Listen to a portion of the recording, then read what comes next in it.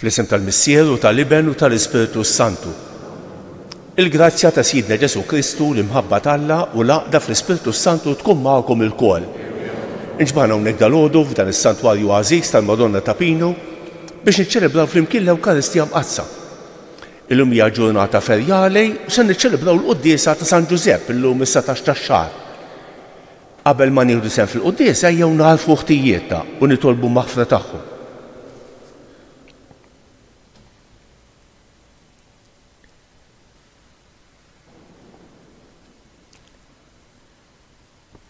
Se nofru dan is-sagrifiċċju tal-Quddiesa għal Ruħ Pawlu u Ġużi Muscat.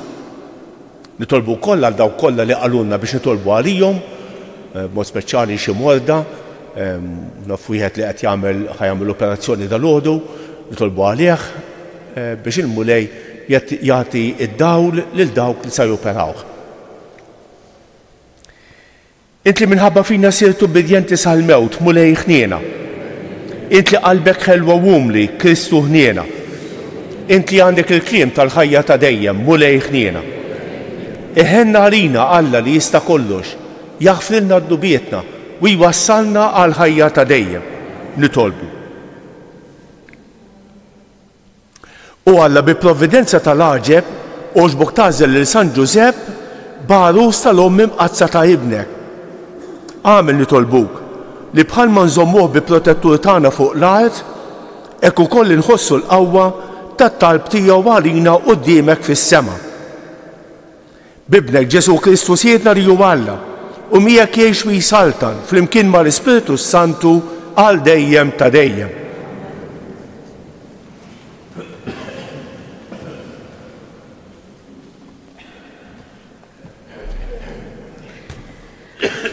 Qarim il-ktieb tal-Apokalissi ta' San Ġwan Apostlu. Jien Ġwanni smajt lill-mulej jgħidli lill-anġlu tal-Knisja li hemm f'Sardi iktiblu hekk. Dan jgħidlek dak li għandu s-seba' spirti ta' Alla u s-seba' kwiekeb. Jien naf l-opri tiegħek, inti għandek fama li inti ħaj, iżda int mejjed. Stembaħ u tħeġġeġ f'dak li għad għandek imma li wasal biex jinqeridlek, għax l-opri tiegħek ma sibtomx perfetti f'għajnejn Alla tiegħi. Issa ftakar f'dak li rċivejt u smajt, ħarsu sewwa u indem, għax jekk ma tistembaħx niġik bħal ħallil bla ma tkun taf is-sija li fija niġik. Madanakollu f'Sardi għandek ftit uħud li mattabbawx il-bishom. Huma qatt jimxu miegħi lebsin l-abjad għax jistħoqilhom.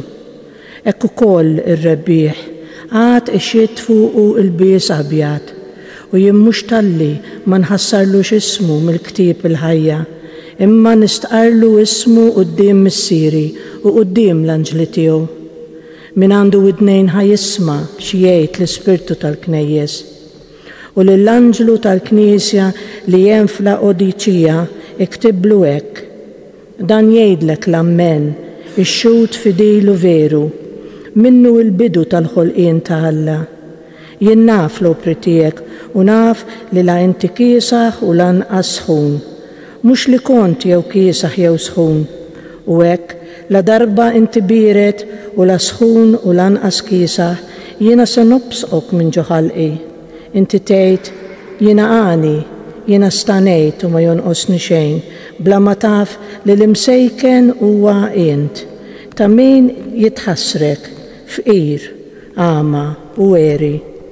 Jiena natik parir biex tiġi timxi biex tiġi tixtri minn għandi deb imsoffi bin-nar, ħalli tistana, u l-bies abjad ħalli jkollok x'tilbes u tagħti l-għajb tal-era tiegħek, u wkoll ungwent ħalli tidlek għajnejk u tkun tista' tara. Lil dawk li nħobb jiena nwiddibhom u nrażżanhom, mela tħeġġeġ u indem. Ara, jiena fil-bieb u qiegħed inħabbad. Jekk xi ħadd jismani u jiftaħ li l-bieb, jien nidħol għandu u niekol miegħu u hu jiekol miegħi. Lir-rebbieħ nagħtih li joqgħod ma' ġenbi fuq it-tron tiegħi, l-istess kif jien meta rbaħt qatt ma' ġenb missieri fuq it-tron tiegħu. min għandu id-nejn ħajisma xi jgħid l-Ispirtu lill-Knejjes. Il-kelma tal-mulej. Lir-rebbieħ nagħtih li joqgħod ma' ġenbi fuq it-tron tiegħi. Lir-rebbieħ nagħtih li joqgħod ma' ġenbi fuq it-tron tiegħi. Min jgħix bl-ħtija u jagħmel it-tajjeb, min jgħid issewwa f'qalbu minn ma jqasqas bil-sinu. Lir-rebbieħ nagħtih li joqgħod ma' ġenbi fuq it-tron tiegħi. Min ma jagħmilx deni lil ġaru u ma jajjarx lill-ajru, min ma jistmax lil bnedmin ħażin imma jweġġaħ lil dawk li jibżgħu mill-mulej. Lir-rebbieħ nagħtih li joqgħod ma' ġenbi fuq it-tron tiegħi. Min jislef u ma jitlob xi maxx u min ma jixxaħħamx kontra minnu bl-ħtija, min jagħmel dan qatt ma jitħarrek. Lir-rebbieħ nagħtih li joqgħod ma' ġenbi fuq it-tron tiegħi. Alleluja, alleluja, alleluja. Alla ħabna u bat lill-ibnu biex ikun ta' tpattija għal dunubietna. Alleluja.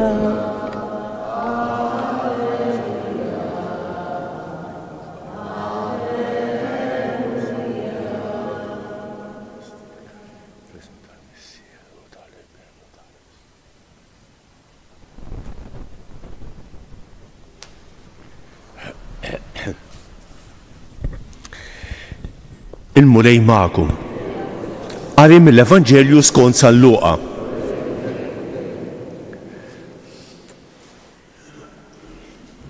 F'dak iż-żmien Ġesu daħal Ġeriko u kien għaddej mit-triq. Mela ikun hemm raġel jismu Zakkew. Dan kien wieħed mill-kapijiet tal-Pubblikani u kien għani. Kellu xewqa li jara min kien Ġesu, imma ma setax minħabba l-folla billi kien raġel qasir. Għalhekk mar jiġri l-quddiem u xxabbat ma' siġra tat-tin selvaġġ għax minn dik in-naħa kien se jgħaddi. Ġesu kif wasal hemm ħares il fuq u qallu Zakkew isa inżel minn hemm għax illum jeħtieġ li noqgħod għandek. Dak niżel bla telf ta' żmien u kollu ferħan laqgħu għandu. In-nies meta rawh il-koll bdew igengmu bejniethom u jgħidu li għand wieħed midneb daħal jistrieħ. Imma Zakkew wieqaf qal lill-mulej, ara mulej, nofġidi se nagħtih lill-foqra u jekk jien qarraqt xi ħadd irrodlu għal 4 darbiet iżjed. Qallu Ġesu, f'din id-dar illum daħlet is-salvazzjoni għax dan ir-raġel ukoll huwa bin Abraham għax bin il-bniedem ġej jfittex u jsalva lill-mitluf. Il-kelma tal-mulej tifħejr lilek Kristu.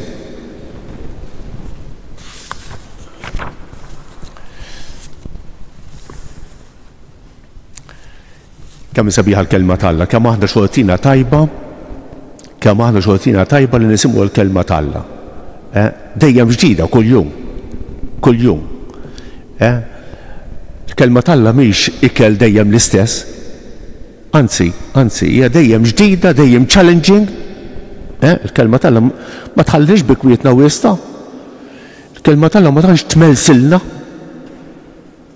Anzi, tħeġġiġna, tqajjimna fuq saqajna.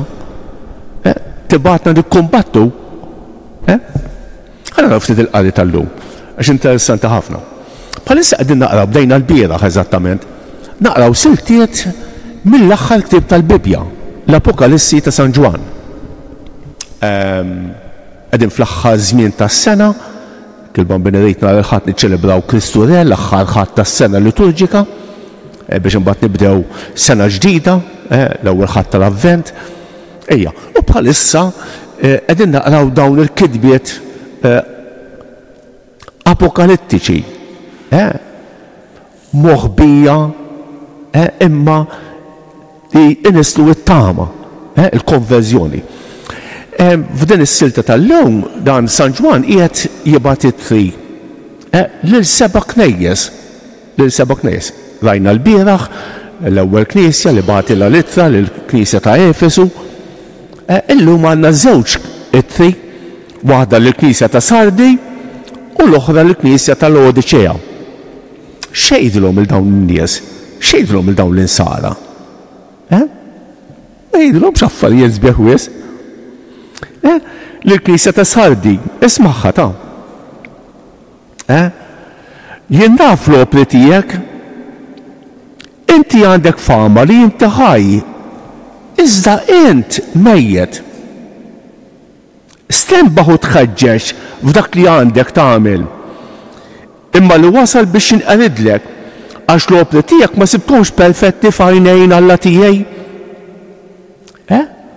Inti minn għalik li inti ħaj, qed jgħidilhom il dawn in-nies ta' Sardi u int mejjed. Ma tgħid li jenna l-insara, aħna ġejna l-quddiesa. Kif nistgħu nkunu mejtin aħna? Nistgħu faċilment nkunu mejtin. Ħansemmi żewġ eżempji biss. Jekk jien inkun sempliċement f'rutina. Ir-rutina hija ħaġa tajba. Imma għandha l-iżvantaġġ li tmewwitna. Ara, nagħmel affarijiet b'rutina mingħajr ħajja. Isek għandek karozza li mingħajr petrol ma tistax timxi, magna imkisra, imma titlaqa niżla u timxi xorta. Biex ħajja le mhix bħajja xejn. Tajba l-karozza le biex tajba xejn. Il-ħajja nisranija tagħna wkoll tista' tkun ħażina. Min għalina nkunu ħajjejn u nkunu mejtin. Nara xi ħadd fqir madwari u laqqas nagħti każ. Inti mejjed. Nara affarijiet jiġru, affarijiet sbieħ u affarijiet koroħ, u law kun kapaċi ngħid proset għall affarijiet tajbin, u laqqas inkun kapaċi ngħid isma' dawn mhux affarijiet tajbin. Meta nara l-affarijiet ħżiena, allura inti mejjed. Jiena mejjed. Dak li qal Ġesu lil din il-Knisja ta' Sardi jaf jgħidu lili wkoll. L-istess il-Knisja ta' Laodicea. Laodicea kien hemm f'dak iż-żmien kien hemm industrija tal-għajnejn. Jagħmlu xi ingwent. Għalhekk hawnhekk jgħidu ejja għandi imbagħad nagħtik anki ingwent għal għajnejk biex tibda tara. Lil Laodicea jgħidlu inti hawn la inti kiesaħ u laqqas sħun, inti bieret. Mhux li kont jew kont kiesaħ jew sħun. Mhux kollox mhux hekk kif wasalna aħna fid-dinja, kif sirna aħna l-insara. Kollox mhux hekk. Kollox jgħaddej ma jimpurtax. Mhux hekk qed jgħidu hawnhekk. Ara ftit. Jien naf l-opri tiegħek, naf li inti la inti kiesaħ u lanqas sħun. Mhux li kont jew kiesaħ jew sħun. U hekk la darba inti bieret u la sħun u lanqas kiesaħ, jiena se nobsqok minn ġo ħalqi. Il-kelma tal-Alla hija titfana fuq in-nirien hawn. Il-kelma tal-Alla ma tħallix tant paxxuti bikwietna. U daqshekk. Għandu sentenzu wkoll sbieħ. Per eżempju, mbagħad jgħid tara din tottalina kemm sabiħa. Ara jiena fil-bieb jgħid Ġesu. U qiegħed inħabbad. Jekk xi ħadd jismani u jiftaħ li l-bieb, jiena nidħol għandu u niekol miegħu u hu jiekol miegħi. Kemm sabiħa dis-sentenza. U għalhekk ġejna l-quddiesa tal-għodu, mhux hekk biex niftħu il-bibien ta' qalbna għal Ġesu. Konta taqra komment u nispeċċa bih. Konta taqra komment u qal ħafna drabi kieku nirriflettu f'tejt. Aħna f'ħajjitna għandna ħafna bibien. Imma ħafna minnhom huma magħluqa. U xoħut minnhom huma miftuħa. Għana dal-għod ġejna l-quddiesa nissupponi li ftaħna l-bieb għal Ġesu. Imma bad kultant ikonna bibien li jkunu magħluqa. Pereżempju isma' Ġesu tidħollix fil-kwistjoni tan-negozju.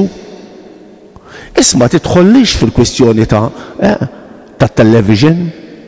Isma' tidħollix fil-kwistjoni tal-ħbieb. Isma' tidħollix fil-kwistjoni.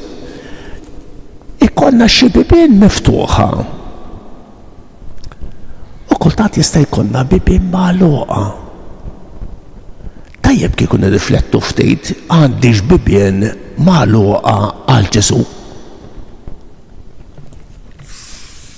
Kelma fuq il-Vanġelu tal-lum, qegħdin naqraw mill-Vanġelu ta' San Luqa u llum għandna dan l-episodju sabiħ ta' Zakkew. Ħanejt kelma waħda. Kemm hu interessanti dan il-Vanġelu. Għaliex interessanti? Dan Zakkew qiegħed ifittex lil Ġesu. Jixtieq jarah. Imma Ġesu ukoll qed ifittex lil Zakkew.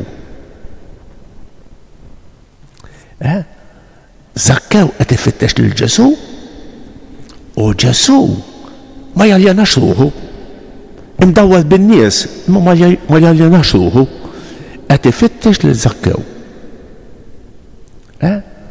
U Zakkew jagħmel konverżjoni sħiħa. Mhix xajta. Jgħidu jekk jinsraq lil xi ħadd. Mudejt lilna dejn. Jekk jinsraq lil xi ħadd, irroddilu għal 4 darbiet iżjed. Dik il-konverżjoni. Mhux dak li hu tiegħi u dak li mhux tiegħi wkoll.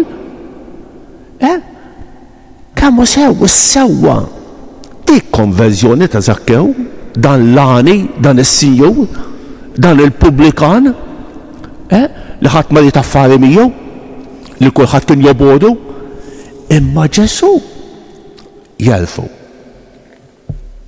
Jew nżommu l-kelma tal-Alla f'qalbna llum. Jew nimmeditaw u nħalluha iddawwa l-ħajja tagħna.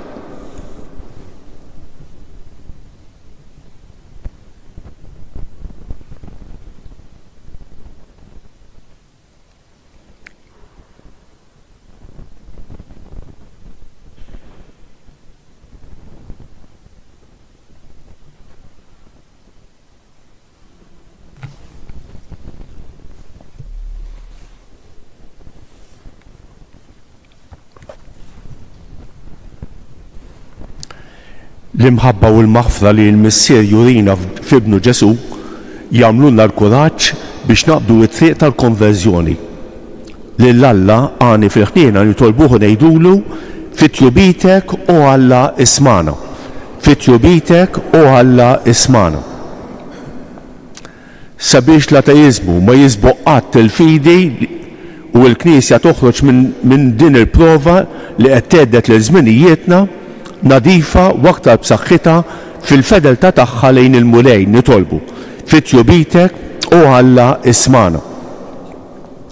Sabiex id-dinja ma tiġi qatt nieqsa minn nies ta' valuri li jmexxu lill-oħrajn bix-xhieda ta' ħajjithom nitolbu fit-tjubitek u Alla ismana. Sabiex dawk li żbaljaw fil-ħajja isibu ħniena u maħfra minn ta' madwarhom u jerġgħu jaqbdu t-triq it-tajba nitolbu. Sabiex rajn tal-imħabba ta' Alla li nsibu fis-sagramenti tal-maħfra u tal-Ewkaristija terġa' tħabbibna magħhutna li jinfridna minn magħhom nitolbu. Nitolbuk mulej għalina l-koll li ġejna din l-Ewkaristija tina li nħallu l-kelma tiegħek iddawwal u tikkonverti l-ħajja tagħna nitolbu ismana. Nitolbuk mulej għal daw kollha li qalulna biex nitolbu għalihom. Bo speċjali nitolbu għal-morda, kemm dawk li jinsabu fl-isparijiet, kif ukoll dawk li jinsabu fi djarhom. Tafu għaliex nitolbu għal-morda? Sekwejt kuljum, Għax il-marda ikollhom tentazzjonijiet kbar. Fost affarijiet oħra jaħsbu li jkunu abbandonati minn Alla. Għalhekk tajjeb nitolbu għalihom kuljum, nitolbu għalihom. Nitolbu għal dawk li għallunna biex nitolbu għalihom, għal Charles li qed jagħmel l-operazzjoni dal-għodu. Nitolbu għal dawk li għaddejn minn momenti diffiċli fil-ħajja biex ma jaqtgħux qalbhom imma jafdaw fejk, nitolbu. Nitolbuk għal dil-komunità, nitolbuk għal pajjiżna u nitolbuk għal paċi fid-dinja. Mulej dawwal il-mexxejja tal-pajjiżi biex jarfu it-toroq tal-paċi u mhux tal-gwerra, nitolbu. Nitolbuk mulej għal familji kollha tagħna, nitolbuk għat-tfal u ż-żgħażagħ tagħna, nitolbuk għal katekisti u l-għalliema bl-interċessjoni ta' San Giuseppe żomm idejk fuqna l-kol, nitolbu. U Alla missier il-ħniena li bat lill-ibnek fid-dinja biex jerġa' jħabbeb miegħu lill-bnedmin. Naddaf li qlubna bil-qawwa tal-Ispiritu qaddis tiegħek u għammel li naslu safja għandek bi Kristu Siedna.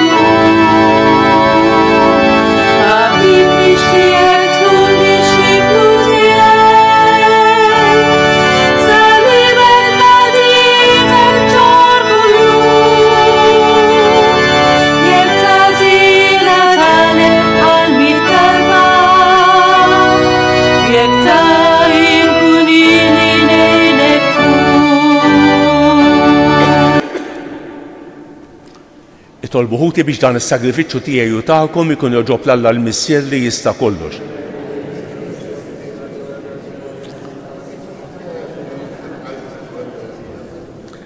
Missier Qaddej se nofrulek is-sagrifiċċju ta' tifħir u fiċ-ċokon tagħna nitolbuk biex fis-servizz imqaddes li nagħtuk ikollna l-għajnuna tat-talb ta' San Giuseppe li jint fuq din l-art għedtu biex bis-seta ta' Missier iħares lill-ibnek il-waħdini Ġesu Kristu Siedna li jgħix u jsaltan għal dejjem ta' dejjem. Il-mulej magħkom. Nerfgħu qlubna l fuq. Niżu ħajr lill-mulej Alla tagħna. Sewwew xieraq tas-sew mulej Missier Qaddejs Alla ta' dejjem li tista' kollox. Tajjeb u ta' ġej tas-salvazzjoni tagħna li dejjem u kull imkien irroddulek ħajr. U nfaħruk, imberkuk u nxallu l-kobor tiegħek fil-qima ta' San Giuseppe, ir-raġel ġust, li jinti tajtu barus lill-Verġni Omm Alla, il-Qaddej Firilu Għaqli, li jinti għedtu kap tal-familja tiegħek biex bis-seta ta' Missier iħares lill-ibnek il-waħdini imnissel bħala bniedem bil-qawwa tal-Ispiritu Santu Ġesu Kristu Siedna. Bi faħru l-kobor tiegħek l-anġli, iqimuk id-dominazzjonijiet jitredu qudiemek is-setat. Il-kol ferħana jfaħruk is-smewwiet mas-serafini u l-qawwiet tas-sema. Flimkien ma tagħhom ilqa' nitolbuk it-tifħir tagħna waqt li bil-qima intennulek. Qaddejs, Qaddejs, Qaddejs, mulej Alla tal-Eżerċitu. Osanna fil-uri tas-smewiet. Imbierak minn ġejt f'isem il-mulej, osanna fil-uri tas-smewiet. Għaddis tas-sew int mulej, inti lajn ta' kull qdusija. Għaddes għalek nitolbuk dawn l-offerti bil-barka tal-Ispirtu tiegħek biex isiru għalina l-ġisem u d-demm ta' Sidna Ġesu Kristu. Li meta kien se jingħata biex mirrajh ibati ħajr ħobs, ratt il-ħajr, qasam, tal id-dixxiepli tiegħu u qal: ħudu u kulu l-kol minn dan, għax dan huwa ġismi li jingħata għalikom.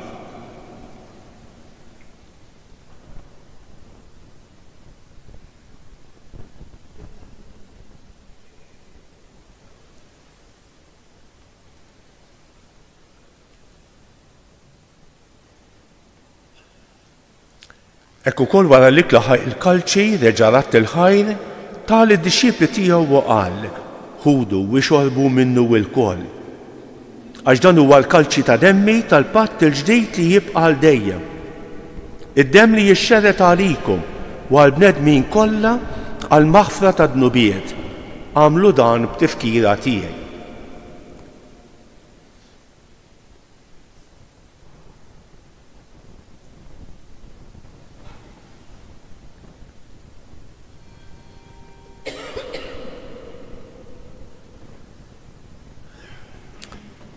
Danu l-misteru tal-fidi, inħabru l-mewt tiegħek mulej,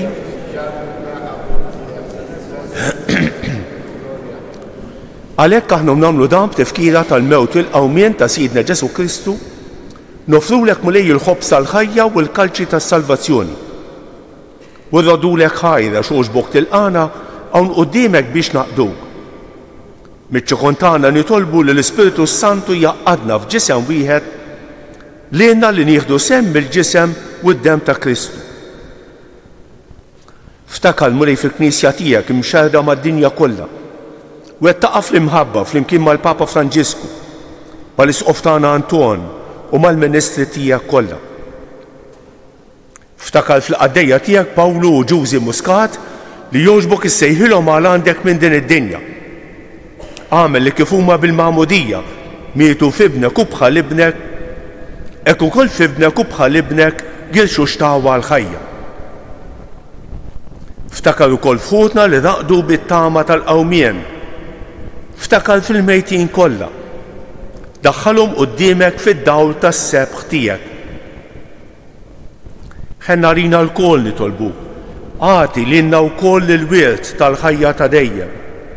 Flimkien mal-Verġni Mqazza Omma Alla Marija, ma' San Ġusepp, ma' San Ġorġ Preka, ma' l-Apostli u l-Qaddisin kollha li jgħixu fil-ħbiberija tiegħek sa mill-bidu tad-dinja.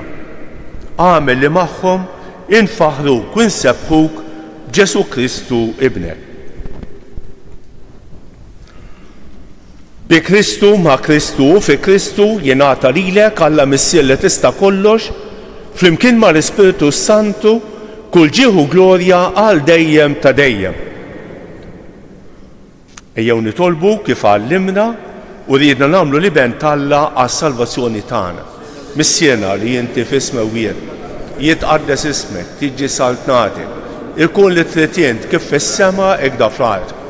Ħobżna ta' kuljum għatina llum, aħfrinna d-dubietna, bħalma nafru lil minu ħati għalina, la ddaħħalniex fit-tiġrib iżda ħlisna mid-deni. Eħlisna nitolbuk mulej minn kull deni. Għatina fit-tieba u ħnina tiegħek il-paċi fi żmienna biex inkunu ħielsa dejjem mid-dnub u imħalsa minn kull inkwiet. Aħna nistennew u nittamaw ilena u l-miġja tas-Salvatur tagħna Ġesu Kristu. Mulej Ġesu Kristu li qed l-Apostli tiegħek inħallilkom isliem, nagħtikom isliem tiegħi, la tħarix lejn dnubietna, iżda ħares lejn il-fidi tal-Knisja tiegħek. Għatija islimu laqda li jinti trid fija, inti tgħix fis-Saltan għal dejjem ta' dejjem. Il-paċi tal-mulej tkun dejjem magħkom. Għatu il-paċi lil xulxejn.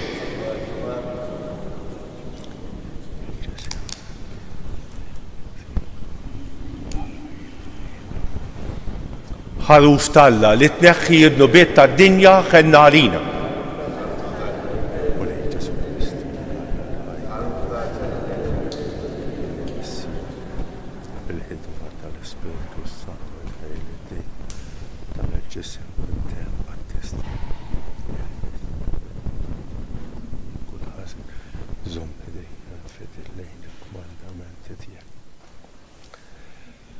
Danu l-ħaruf talla, danu li jneħħi d-nubiet tad-dinja. Ħenjin dawk li huma mistiedna għall-ikla tal-ħaruf. Mulej ma jistħoq lejx li tidħol taħt is-saqaf tiegħi, iżdejt kelma waħda u ruħi tkun imfejqa.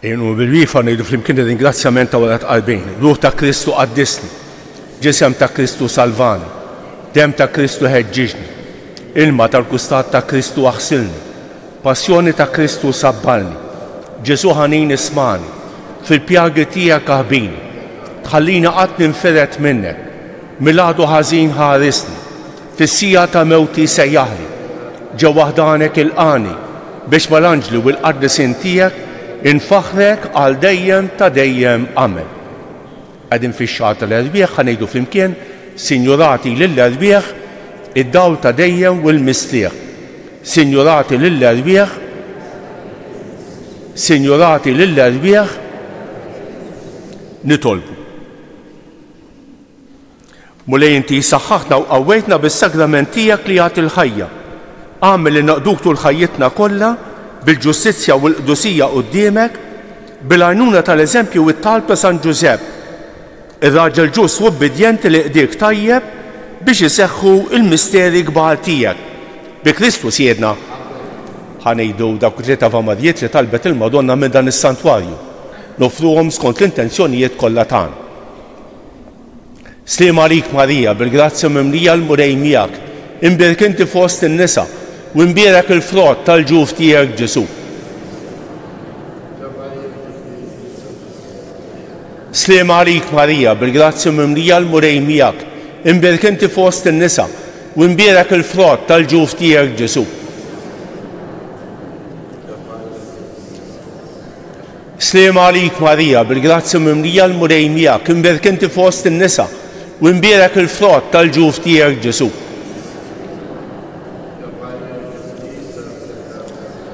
Madonna ta' Pinu, Sultana tal-Familja, ħarstek fuqna dejjem żomm. Il-murej magħkom. Iberikkom Alla li jista' kollox il-Missier u l-Iben u l-Ispiritu Santu. Morru fil-paċi ta' Kristu. Il-ġurnata tajba lil kulħadd.